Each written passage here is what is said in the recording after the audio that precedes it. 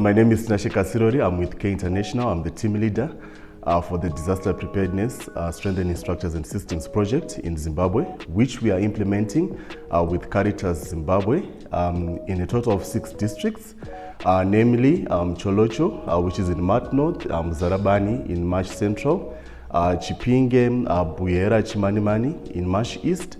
So really the center of the project is trying to address climate change issues that we have been facing in Zimbabwe over the past few years.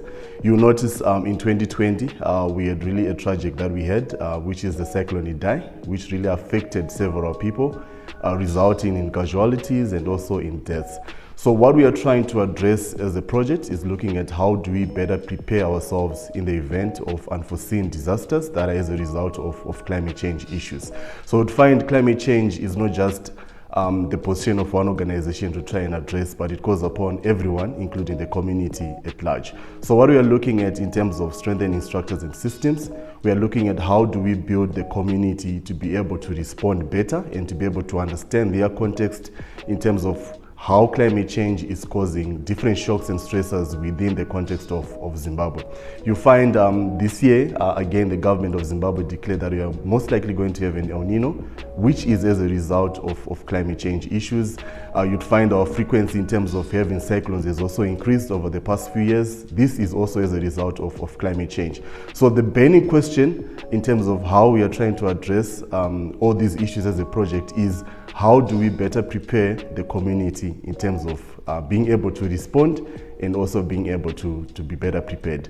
So as K International, we are really gender-centered, and we are trying to address this by strengthening systems in a gender-inclusive manner and also in a gender participatory manner as well. So you'd find we are looking at how do we enable the community to be better positioned and also be able to understand how they are living, and we are doing this by ensuring that the community be able to develop plans, which we are calling the multi-hazard contingency plans. So these plans are basically looking at what are the hazards that are there within the community. In most cases, we'd find in previous years, both partners and also organizations would prescribe hazards for the communities, but we are trying to move from a bottom-up approach whereby the community has to define its own problems and be able to rank them and be able to identify ways of trying to be better prepared in terms of responding to the project. So in total, what we have achieved so far under the funding of European Union, as I said, in partnership with Caritas, which is being implemented in 6 districts, we've managed to develop a total of 36 multi-hazard contingency plans that are aiming at describing the issues that are within the communities and finding ways of preparing ourselves and also be prepared to be able to respond in a manner that is more coordinated and in a manner that is looking at understanding what is really happening. So you'd find we are also looking at how do we develop early warning systems within the communities. Like I mentioned, during the Cyclone Idai disaster, it really caught us unaware. People were not really prepared in terms of what was coming because our systems were not that strengthened with regards to early warning systems. So we are really partnering with the government through the Department of Civil Protection, the Meteorological Services Department, and also ZINWA in terms of how do we define and also how do we describe or rather develop an early warning system that's really efficient and also be able to communicate with the affected or at-risk communities within our operational areas. So you'll find through the Department of Civil Protection, we are looking at infrastructural development. This is coming in different ways. The first step that we are looking at is the rehabilitation of evacuation centers. You understand thousands of people were affected, taking lessons from previous disasters. So what we are looking at now, we need to create a standard whereby people are able to be evacuated into centers that are gender sensitive, that like I mentioned before, looking at how do we cater the needs of women, of girls, and also of boys, and also men, and also looking at how do we develop systems that can help us to be able to get the early warning information. Like for example, what we have done in Manicaland, we have also installed 1 automated weather station. This is actually going to help us to understand the local climatic issues and be able to communicate with communities prior to a disaster happening. And with ZINWA, what we are also doing is we are going to be doing inputting data loggers, which we call the river gauging stations. These are going to determine how the water levels are rising, especially looking at communities that are at risk, like for example in Buyera. So we are going to ensure that we are going to site rivers that we are going to install the river gauging stations, which will help us in terms of getting information in terms of what is happening. So the broad structure of the project is also looking at capacity building within the communities. Because you understand, like I mentioned, we have the component of the multi-hazard contingence plans that we are trying to do. Most organizations and also partners have different tools that they've been using. But what we did, and when we came with this project, we are looking at how do we standardize the different tools that we have. How do we ensure that our tools that we are developing are also gender inclusive in terms of understanding the different needs of different genders. So looking at how we started, we looked at capacity building of all the civil protection structures from the national level to the provincial level to the district level to the ward, and also narrowing down to the village. Because what we understand is the first responders when it comes to a disaster are the people that are within the localities, which means the capacity that the national has in terms of disaster response should be also the capacity that is supposed to be seen within the local capacity at village levels. So we didn't create new structures. We worked with the Civil Protection Department. We identified already existing structures that are within the civil protection, and what we just did was to strengthen them in terms of how do we better pre-position ourselves, how do we ensure that we understand our context, and we come up with the several multi-hazard contingence plans that we have, and also the DRR plans. So in looking at everything that we have done, you'd find most, if not all, the identified hazards are really looking at issues deriving from climate change issues. In as much as we have also man-made hazards that we're looking at, most of them are coming from climate change. And if we're looking at climate change over time, how do we respond? We're now looking at this is something that we cannot change, but this is something that we can try to make a collective effort as partners in the community in terms of reducing our carbon emissions that we are meeting on a day-to-day basis, and also reducing how we are contributing to the climate change situation globally. So what we have done now is we have taken into consideration that there are some things that we can't avoid, like cyclones, and what we need to do now is to prepare ourselves by conducting drills and simulations. If we're looking at flooding, the community is already aware in terms of how do we react in the event that we have flooding taking place. For example, in Manicaland, what we're looking at, we're working with the Sabaka team, conducting drills with the communities, ensuring them in the event that we are flooding, how do we help the community, and also how do we help ourselves in terms of surviving. So this is the stance that we are looking at, and we feel like the first step to dealing with climate change issues is to understand what is happening in the community. Once we understand what is happening in the community, we'll be able to rank our hazards, we'll be able to understand in terms of how do we need to respond to the different issues. If it's, for example, drought being one of the identified hazards caused by climate change, we're looking at solutions like we need to promote maybe varieties of grains that are maybe drought tolerant, and also we need to look at water harvesting techniques, ensuring that we have a supply of water throughout the season, and we're also looking at the different interventions that we can do. But for this project, mainly we're looking at how do we strengthen the system of the disaster preparedness as well as the structures and systems. Thank you. Okay, thank you. So, like I mentioned before, we have made an effort to involve women and girls. Like I mentioned, they are really the most vulnerable group that we'll be dealing with within the communities. So what we have done is you find in most cases the civil protection committees were mainly consisting of men, and there was no inclusion of women. So what we did now was an effort of trying to ensure that all these civil protection committees, we have women participating in the decisions that really affect them as the general public. So you'd find we now have committees that are already set up, and we now have women really participating in terms of how do we try to reduce the risk and hazards that are affecting them. And also in most cases, you would agree with me that women are really the first responders in everything. I'll maybe speak in Shona, even Pamba Pakashekwa Chikafu. Baba might be in a position to say, I'm not involved, but when it comes to the woman, she really finds a way to make sure that she provides for the family and ensures that everyone is safe and everyone is better pre-positioned. So you'd find inclusion of women in the committees has really raised a voice in terms of issues that really affect them. And women being the first responders, we have also capacitated them with the drills and simulations in disaster preparedness, making them understand in terms of we have better options that we can try to adopt for us to be able to respond to climate change issues.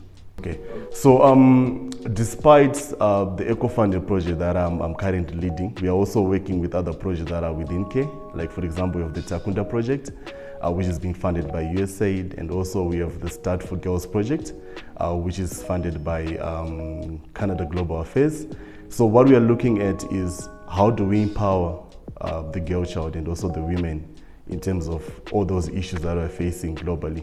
So you'd find we have different projects that are set up, income generating activities that are also set up within the community.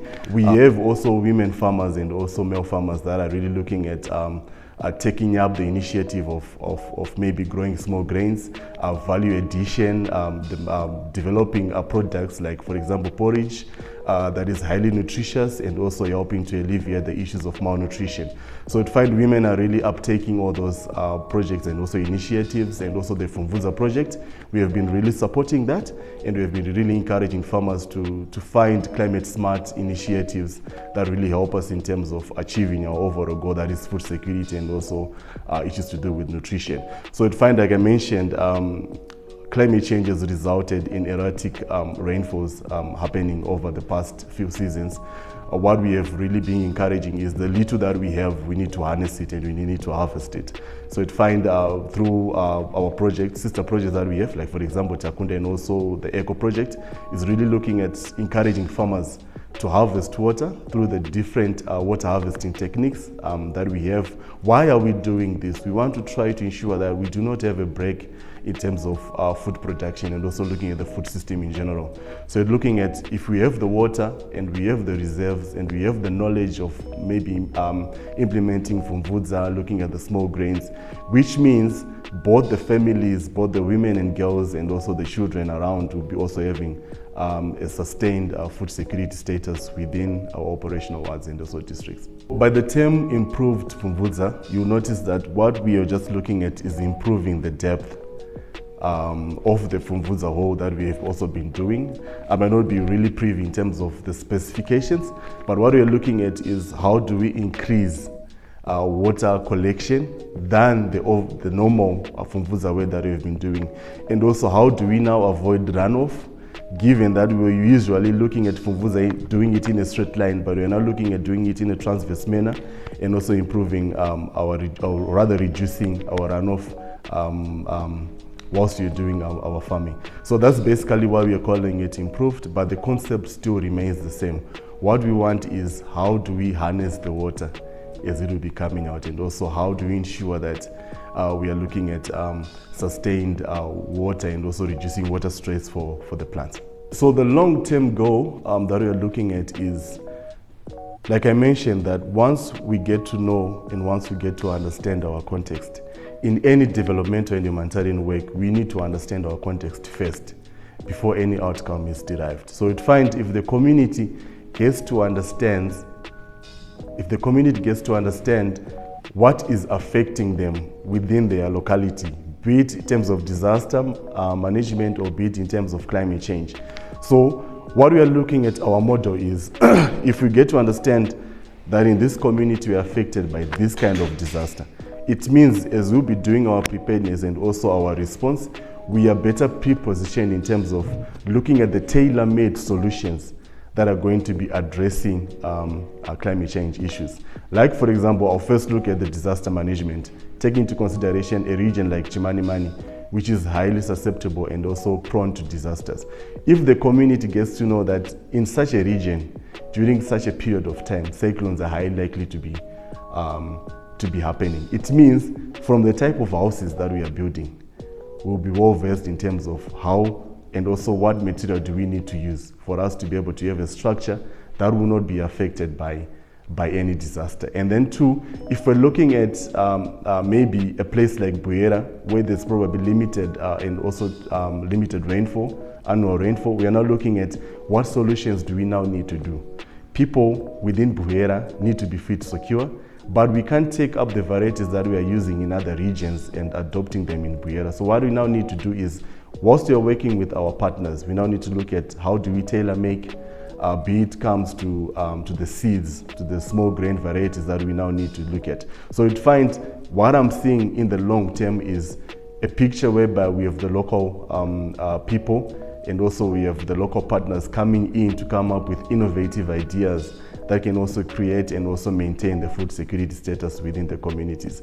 So the project was looking at basically how do we strengthen up the system in terms of capacity build. So you'd find creating and rather strengthening a system in terms of disaster preparedness means for future disasters that are going to be coming, the community will be able to revise their plans, will be able to better pre-position in terms of what is most likely going to happen. And this will also inform planning from the partner side, from the government side, in terms of how do we try to reduce the risk and also the casualties of people maybe from the different also disasters. We also mentioned the issues to do with getting technologies like water harvesting techniques coming into place. This means that we are never going to have a break in terms of food supply within the communities. Communities are going to maintain a food security status that is going to be positive, and also we're going to be looking at a positive nutritional status within the community. So everything that we are really anticipating is starting from the community level, from the local level. Once people get to understand their issues, people always find ways of being innovative and coming up with ways that will help them in terms of better preparing themselves. So that's our key topic that we are pushing at. Communities need to understand their different contexts. We don't need to blanket our response or our development work, just covering the whole nation, but we need to look at, if it's going to be Manica land, what are the issues that need to be addressed in Manica land? And what are the innovations that we can tailor-make that can fit within Manica land? And then we also work with the government departments in terms of getting support and also ensuring that our overall outcome will be really achieved. When it comes to resilience, we are really looking at people must be able to address their own problems within their capacity. So we are really looking at also improving resilience capacities within the community, because what we are saying is disasters will always recur and they'll always come. Some will get the chance to get to know them earlier, some will come as surprises, but what we are trying to say is we have our development work that we have been doing, and what we now need to do is not to ruin the gains that we have done so far. So we're really encouraging farmers in terms of being resilient, being able to address the local issues with the local available resources that they have as a community. So you'd find all our projects, really, even both humanitarian and development, they're really looking at the resilience framework that is looking at how do we ensure that the community, maybe even if care is no longer in that district, the community will always be self-sustaining and also be able to cater for their own needs. So you'd find, like I mentioned, we have other projects that we have. We're looking at how do we do income generating activities, how do we do social protection issues, and also looking at the promotion of village savings and lending groups. How do we ensure that the community really is resilient despite having all those risks and also stresses that are there within the community. So in promoting ideas, recently we implemented a project in Norton and Mashingo that was also looking at the urban resilience framework, ensuring that the community has improved income and also improved food security and nutrition status. So you'd find at the end what the community needs is something that has some income generating form to be able to help them maintain over a period of time. The Takunda project that doing value addition, selling of small grains. We are also looking at improved porridges for children that are highly nutritious. This is coming from a point whereby, in as much as we want to address food security issues, we want to ensure that the community is resilient. The community gets access to income to be able to meet their day-to-day needs. Because overall, it's not just food that we also need to look at. We have also healthcare issues. We have also other issues that we need to cover. But what we now need to do is, the moment we are resilient, the moment we get a project, the moment we get finances coming in through within the community, it means the community will be bigger and the community will be able to sustain themselves. We have to admit, in as much as we are really a partner that is looking at disaster preparedness, we acknowledge that we are not the masters of everything in terms of how we're implementing. So it's fine, through our agenda unit, we have developed what we call a service directory. So a service directory is looking at who are the partners that are within that specific locality that can offer psychosocial support services, that are looking at issues to do with children, child protection. We have partners that are also looking at food security issues. The reason why we are doing this is we want to have everyone on board, everyone participating in the overall structure that is disaster preparedness. So what we have done is, like I mentioned, the project is looking at system strengthening. We don't want to take the leading role, but what we want to do is to create a system whereby if care is not within the locality, it means the government, through the Department of Civil Protection that we are really working closely with, will be able to take up everything and also continue with the kind of response that we want. So for issues that involve psychosocial support, we have partners that are lined up. For issues to do with GBV, we have also partners that we have also managed to map, like for example Musasa, and we have also the government department through the Department of Social Development that really looks at providing psychosocial support within affected communities. So our role really as a project, we mapped everyone and we came up with service directories that are not uniform across the 6 districts, but that are specific and contextual to each and particular district, given the partners that are working there and the government departments that are readily available to support. In terms of maybe getting advice to media in terms of how they can communicate climate change issues, it all has to start with what I've been trying to hammer, that in as much as we are having all those top meetings, global discussions, we really need to come back to the community. We need to start our discussions from the community. Because I'm pretty sure everyone really knows climate change. If you find we have indigenous knowledge systems that we have, they will, like for example, I'll speak also in my Shona language. Because of what? Climate change.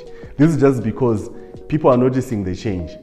But then coming with the good words that we have, calling it climate change, adaptation, all those fancy words that we are using, at a humanitarian and global level, the communities may not be able to really understand that. But what we need to look at, let's also involve the indigenous knowledge that is coming in from the community. In as much as we are scientific, we need to come down to the community. We need to start our discussions from the community, and then we take them up at a global level. Because what I feel like is, even if when you did our participatory scenario planning, you find our communities really are aware of everything. I remember people in Buera, they have a specific mountain that they were citing, that if you see clouds hanging over the mountain, it means rains are most likely going to come within 24 hours. But then now, from a scientific climate change discussion, we might not take indigenous knowledge seriously, but the community really knows and understands in terms of what is really happening. You'd find people were usually well-versed that the cropping season starts in sometime in October. But due to the shift that we have, the dates are moving. And the community is realizing that because they have their own systems that they're looking at in an indigenous manner, that gave them to know that it's not here at that time. So I think we need to harness the information that is there at the community level, try to find ways of trying to put it and also merge it with the science that we have. And then by involving the community, automatically we get to understand the language in terms of how we can package our issues and present them to the community. So I think this is my starting point, not just the media covering climate, but I think as partners and those organizations, we need to go down to the community. We need to understand the local issues that are there within the community. By doing so, we're getting to understand the languages, we're getting to know the indigenous knowledge systems that they have. And if we're looking at solutions, we are not looking at solutions that are made from a global level, but that are starting from a local level. In terms of our participatory scenario planning, we held one last year, I think it was around in September, whereby we are trying to understand the locality of the communities in terms of different issues, climate change, disaster management, and everything. So I'd find we have also encouraging communities to do these on a yearly basis. Why are we doing this? We are now looking at tracking the changes that we have. Participatory scenario planning helps us to understand in terms of how can we better pre-position ourselves for the coming season. Like for example, the government through the Minister of Agriculture has also alerted us that we might have an El Nino coming up this season again, which means we are either going to be having limited rainfall or we are going to be having distribution of rains that are not really stable. So it comes now to look at how do we now plan? What do we now need to do? What are we going to be doing in terms of feed for livestock? Are we going to be harnessing fodder? Are we going to be planting fodder? Are we going to be preserving everything? All these comes in as factors that are looking at addressing the issues, but through a participatory planning that can help us to understand our context as a community. Including indigenous knowledge systems, like for example, we have different methods that the community have defined. I've mentioned one, that in Buyera they have specific mountains, for example, that if they see clouds hanging over the mountains, they will know that rainfall is going to come very soon. Or if they're looking at the type of the different species that they have in terms of birds that will be available that particular season, they will know that probably you're going to have a drought or you're not going to have a drought. There's also one funny outcome that we got from the community. They were saying that if you see fruits really producing a lot in that particular season, it means that most likely you're going to have a drought. That's also indigenous knowledge that we have from the community. So it's not capturing what they believe that is most important. It's actually looking at how do we now plan, given that we are getting to know information prior to that happening. So it now comes to even issues to do with preparedness. How do we preserve our grains? Are they going to be promoting issues like the use of hermetic bags? Are you going to be looking at growing of small grains in that particular season? So the indigenous knowledge, in as much as we capture it, we now need to go a step further in terms of how do we use that information in terms of preparing ourselves as a community.